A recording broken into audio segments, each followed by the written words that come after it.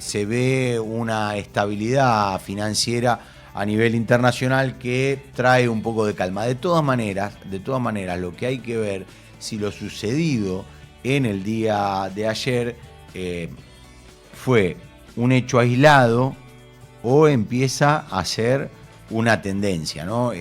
Esta es la preocupación que a partir de ahora muchos tienen. Nosotros estamos en comunicación con Yanina Lojo, quien es experta en comercio exterior y finanzas. ¿Cómo te va, Yanina? Buen día. Alejandro Almendros te saluda. ¿Cómo estás? ¿Qué tal, Alejandro? Buenos días. Bien. Un gusto estar con ustedes. Bueno, gracias por atendernos. Yanina, nosotros decíamos al comienzo del programa, por lo menos el análisis que yo hacía, es que este crash que se dio en el día de ayer, que arrancó el día viernes, para mí tenía que ver con 4 temas fundamentales, que era el tema del conocimiento del desempleo en Estados Unidos, el tema de la suba de tasas en Japón, el tema de los balances de las tecnológicas, y lo otro que hoy a la mañana lo comentó el jefe de gabinete Guillermo Franco, que tiene que ver con el tema geopolítico, que habla de un posible violento ataque de Irán a Israel. ¿Cuál es tu evaluación al respecto? Bueno, estuviste bastante bien orientado en el resumen porque nombraste 4 de los factores que probablemente hayan incidido en esta crisis, que en realidad temporalmente empezó el viernes. Se dio, porque ya el viernes se hablaba de un viernes negro en los mercados internacionales, claro, y se terminó de consolidar ayer. Ya hoy vemos un repunte. Tokio cerró, el Nikkei cerró con una alza del 10%. Sí, casi recuperando el 12.5 que había caído, ¿no? Sí, pero en total cayó más de un 20% entre viernes y lunes. O sea que todavía queda camino por recorrer.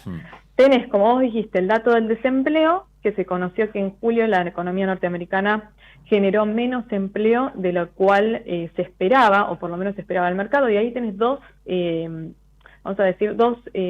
aristas. Hay economistas que consideran que esto se debe a que la economía se está ralentizando y que Estados Unidos se encamina hacia una recesión, con bancos de inversión que ya aumentaron la probabilidad de que el año que viene Estados Unidos entre en una posible recesión de 1 a 4, cuando quizás el mes pasado hablaban solamente un 15% de probabilidad de que esto suceda. Y otros economistas que dicen, estamos en pleno empleo y esto atrajo a trabajadores que no estaban en la búsqueda y la economía no está pudiendo absorberlos de la manera en la que venía absorbiéndolos. Son 2 posibilidades. Y Yanina, ya se está hablando también en Estados Unidos del tema de la suba de tasas, ¿no? Algunos ya hablaban que la Fed podría subir un 0,25 ahora y un 0,50 la próxima. No, al contrario, el problema, que era lo otro que te iba a mencionar, es que se mantuvieron demasiado altas las tasas por mucho tiempo. Con el objeto de tratar de mantener el objetivo de inflación, que es el 2%, la Fed mantuvo las tasas altas. Es más, se esperaba ya un recorte de las tasas la semana pasada cuando se conoció el dato de inflación. Sí, perdón, yo dije suba, se espera una baja de la tasa, perdón. Exacto, una baja de las tasas. Se encareció demasiado tiempo, ¿sí? Y esto hace que esté impactando también en el consumo, que es algo que el mercado empezó a ver. Hay una leve caída o una leve contracción en el consumo porque se encareció endeudarse. Entonces, se demoró demasiado la decisión de bajar las tasas. Y en contraposición tenés lo que sucede en Japón, que una moneda debilitada, el yen, estaba dando lugar, con tasas muy bajas, a un rulo. Sí, el carry trade, ¿no? Sí, exactamente. Entonces, ¿qué hizo el Banco Central de Japón? Subió las tasas. Automáticamente el yen se apreció contra el euro y contra el dólar. Y le pasó lo mismo que nos pasa a nosotros cuando decimos que estamos apreciados, que el peso está apreciado. Al exportador le golpea la competitividad en el tipo de cambio. Entonces eso afectó la economía japonesa. Más allá de que, obviamente, con esta decisión de subir las tasas y de que se complicara el carry trade, muchos deciden salir. Y después tenés el factor de las tecnológicas, no solamente el tema de los balances, también hizo mucho ruido que uno de los mayores inversores del mundo, que es Warren Buffett, desarmara gran parte de su posición que tenía tomada en Apple. Eso llamó mucho la atención. Tenés el tema de la inteligencia artificial. Dice que estamos con el furor de la inteligencia artificial. Ahora agarramos WhatsApp y tenemos hasta una versión meta. Bueno, muchos inversores estaban apostando a empresas que iban a desarrollar tecnologías vinculadas con la inteligencia artificial. En eso tenemos Bueno, todo creo lo que que ahí tiene que estaba ver. Nvidia, ¿no? Exacto. Sí. Chips, servidores, y de golpe se empezaron o sea, venían subiendo, se pincharon. Por eso se habla que también había una especie de burbuja tecnológica que se pinchó y todo confluye en un contexto político internacional complicado donde tenés elecciones en Estados Unidos, que quiera o no, Sí, influye. hizo ruido y hace ruido. Y por otro lado, tenés el tema de Medio Oriente, que si escala el conflicto en Medio Oriente, eso golpea el comercio internacional por todos lados, desde el precio del petróleo hasta que se complican las rutas. Entonces el daño que se puede hacer es muy grande. ¿Qué pasa? Se asustan los inversores y se van. Claro, sí, sacan la posición que tienen y se van a lugares más seguros y todo eso genera ese pánico que hubo en el día de ayer. Janina, y con respecto a la Argentina se dio algo también muy raro, ¿no? Yo decía que el gobierno que tanto machaca contra lo malo del cepo, bueno, el cepo hizo que nos mantuviéramos en una posición casi distante de lo que ocurrió, ¿no?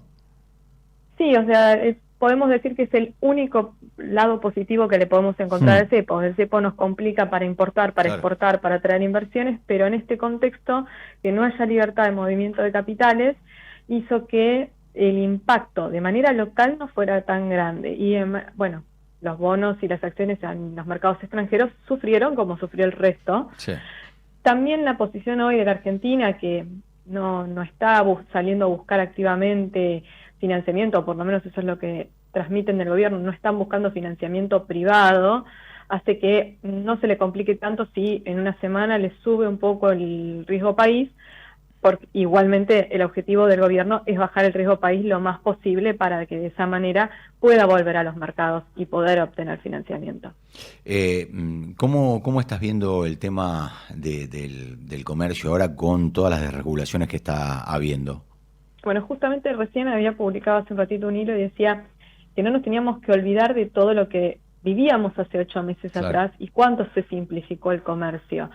Realmente pasamos de tener que sufrir porque no te aprobaban las importaciones. Sí, la famosa CIRA, ¿no? Las CIRAs es para los servicios, porque no nos tenemos que olvidar que los servicios también pasaban por un tratamiento igual, de tener que validar las operaciones para poder pagar al exterior en esa cuenta corriente única de comercio exterior, que nos borraran las fechas, no tener previsibilidad, no saber cuándo le íbamos a poder pagar a los proveedores, tener que hacer un montón de trámites, ahora que de a poco, falta muchísimo, pero de a poco las cosas se van estabilizando, vamos teniendo horizontes ciertos, porque sí, hay que pagar a plazo y eso nos genera graves problemas con los proveedores porque no te quieren financiar. Claro. Pero por lo menos si el proveedor está dispuesto a financiarme, sabe que en determinada fecha va a pagar, le voy a pagar y puedo pagar, porque los pagos salen, se ven las reservas, se mueven las reservas, ¿sí?